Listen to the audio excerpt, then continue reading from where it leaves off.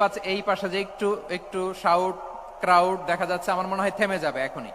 মাশাআল্লাহ, এই তো ভেরি স্মার্ট, মাশাআল্লাহ। ঠিক আছে জি, অনেক বড় পাবলিক ইভেন্ট গুলোতে আমি যেমন চাই আপনি যেমন চান ওরকম হবে না, এখানে স্যাক্রিফাইসের প্রশ্ন আসে, ঠিক কিনা বলেন? তো স্যাক্রিফাইস করতে হবে এবং 9:30টার মধ্যে আমাকে প্রোগ্রামও ক্লোজ করতে হবে, যেহেতু দূর দূরান্ত থেকে অনেক জেলা থেকে আমাদের ভাইয়েরা এসছে, তাদেরকে আবার নিরাপদে ফিরতে হবে।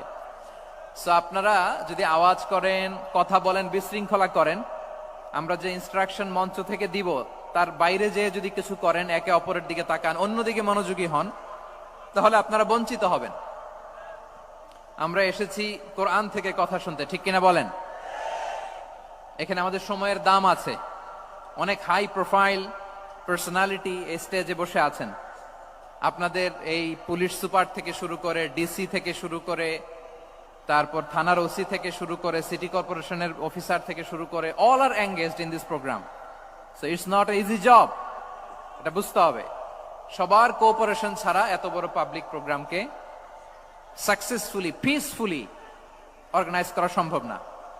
আমি শেষবারের মতো এই যে এই পাশে আমার প্রিয় কলিজার টুকরা যুবক ভাইদের বলবো, তোমরা কষ্ট করে একটু আজকের 1 ঘন্টার জন্য একটু বসে যাও। হ্যাঁ দেখেছি, মাশাআল্লাহ, হ্যাঁ দেখেছি, এই যে হাত নাড়ালাম, হাত নাড়িয়ে শুভেচ্ছা জানালাম, ঠিক আছে, মাশাআল্লাহ মাশাআল্লাহ মাশাআল্লাহ, ঠিক আছে, আল্লাহ কবুল করুক, আল্লাহ কবুল করুক। এরাই হচ্ছে আগামীর বাংলাদেশ।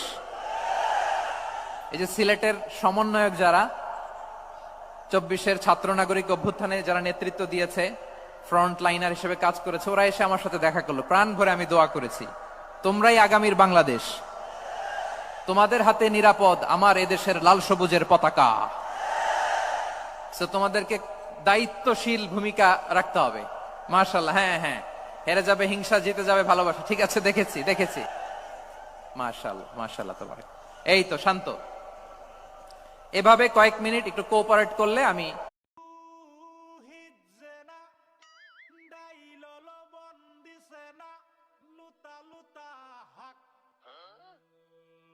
লুতা হাক খায়া বালা লাগে না মাস কাঁচা কাঁচা